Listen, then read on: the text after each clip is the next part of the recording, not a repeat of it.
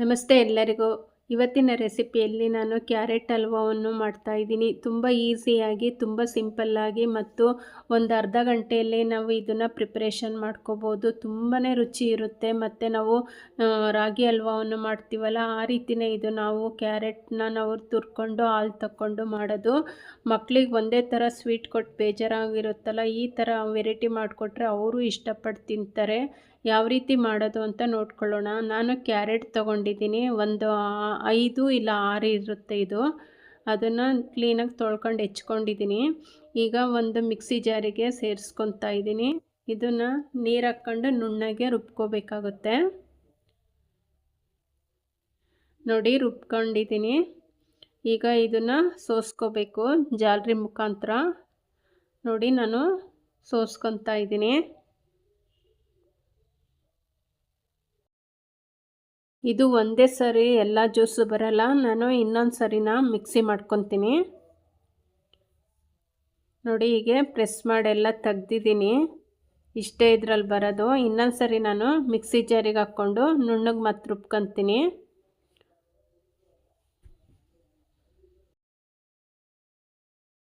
ನೋಡಿ ಮತ್ತೆ ರುಬ್ಕೊಂಬಂದಿದ್ದೀನಿ.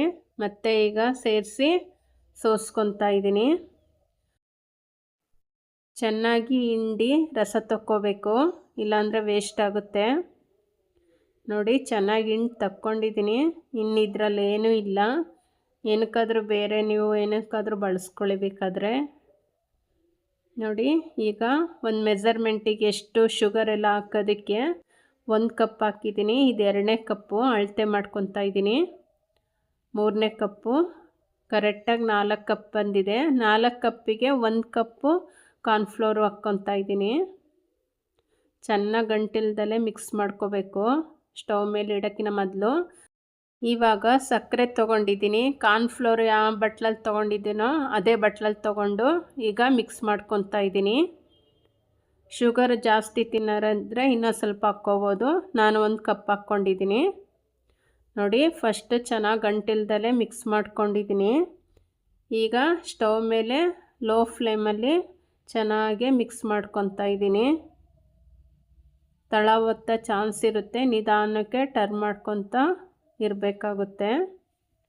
ಅದು ಗಟ್ಟಿ ಆಗೋವರೆಗೂ ಹಾಗೆ ಸ್ಪೂನ್ ಆಡಿಸ್ತಾನೆ ಇರಬೇಕು. ನೋಡಿ ಈಗ ಗಟ್ಟಿ ಆಗ್ತಾ ಬರ್ತಾ ಇದೆ.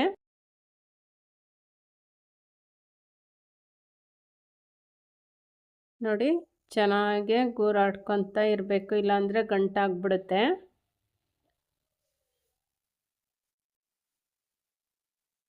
ನೋಡಿ ಈಗ ಚೆನ್ನಾಗಿ ಗಟ್ಟಿ ಆಯ್ತು. ಈಗ ಚೆನ್ನಾಗಿ ಬೇಯಿಸ್ಬೇಕು, ಇಲ್ಲ ಅಂದರೆ ಅಂಟಂಟಾಗ್ಬಿಡುತ್ತೆ. ಚೆನ್ನಾಗಿ ಬೆಂದಮೇಲೆ ನಾನು ಇದಕ್ಕೆ 2 ಸ್ಪೂನ್ ತುಪ್ಪ ಹಾಕ್ಕೊತೀನಿ.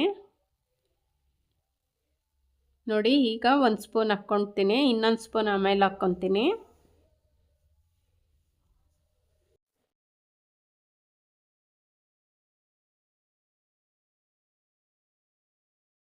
ತಳ ಅಂಟೋದಕ್ಕೆ ಬಿಡಬಾರ್ದು. ಈಗ ಇನ್ನೊಂದು ಸ್ಪೂನ್ ತುಪ್ಪ ಹಾಕ್ಕೊಂಡಿದ್ದೀನಿ. ತುಪ್ಪ ಹಾಕೋದ್ರಿಂದ ಶೈನಿಂಗು ಬರುತ್ತೆ ಮತ್ತು ಟೇಸ್ಟ್ ಬರುತ್ತೆ. ಏನೂ ಇಲ್ಲ ಅಂದರೂ ಒಂದು ಅರ್ಧ ಗಂಟೆ ನಾವು ಚೆನ್ನಾಗಿ ಬೇಯಿಸ್ಕೋಬೇಕು. ನೋಡಿ ಗೋಡಂಬಿ ಹಾಕ್ಕೊಂಡಿದ್ದೀನಿ.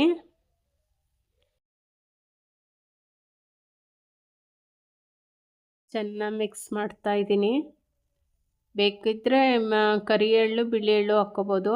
ನೋಡಿ ನಾನು ಈ ಬಟ್ಲಿಗೆ ಹಾಕ್ಕೊತಾ ಇದ್ದೀನಿ. ಅದಕ್ಕೆ ತುಪ್ಪ ಹಚ್ಚಿಟ್ಕೊತಾ ಇದ್ದೀನಿ. ನೋಡಿ ಈಗ ಚೆನ್ನಾಗಿ ಬೆಂದಿದೆ, ಗಟ್ಟಿನೂ ಆಯಿತು. ಈಗ ಬಿಳಿ ಎಳ್ಳು ಕರಿ ಎಳ್ಳನ್ನು ನಾನು ಈ ಬಟ್ಲಿಗೆ ಹಾಕ್ಕೊತಾ ಇದ್ದೀನಿ.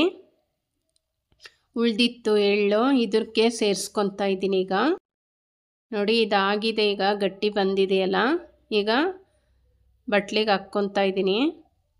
2 ಸರಿ ಟ್ಯಾಪ್ ಮಾಡಿಕೊಂಡೆ. ಈಗ ಗೋಡಂಬಿ ಇಟ್ಕೊತಾ ಇದ್ದೀನಿ. ನೋಡಿ ಏಲಕ್ಕಿ ಪುಡಿನೂ ಸಹ ನಾನೀಗ ಹಾಕ್ಕೊತಾ ಇದ್ದೀನಿ. ನೋಡಿ ಎಷ್ಟು ಚೆನ್ನಾಗಿ ಬಂದಿದೆ, ಎಷ್ಟು ಕಲರ್ಫುಲ್ಲಾಗಿದೆ, ಅಷ್ಟೇ ಟೇಸ್ಟ್ ಇರುತ್ತೆ. ಏನೋ ಒಂಥರ ಹೊಸ ಥರ ರುಚಿ ಇರುತ್ತೆ. ಒಂದು ಸಲ ಟ್ರೈ ಮಾಡಿ ನೋಡಿ. ನಾನೀಗ ಉಲ್ಟಾ ಮಾಡಿ ತೋರಿಸ್ತೀನಿ, ಕಟ್ ಮಾಡೋಣ. ನೋಡಿ ಎಷ್ಟು ಚೆನ್ನಾಗಿ ಬಂದಿದೆ, ಕೇಕ್ ಥರ ಬಂದಿದೆ. ಇದು ರುಚಿನೂ ಅಷ್ಟೇ ಚೆನ್ನಾಗಿರುತ್ತೆ. ಮಕ್ಕಳಿಗೆ ಮಾಡಿಕೊಟ್ರೆ ತುಂಬಾ ಇಷ್ಟಪಡ್ತಾರೆ. ಒಂದ್ಸಲ ಟ್ರೈ ಮಾಡಿ ನೋಡಿ. ನಾನೀಗ ಕಟ್ ಮಾಡ್ತಾ ಇದ್ದೀನಿ.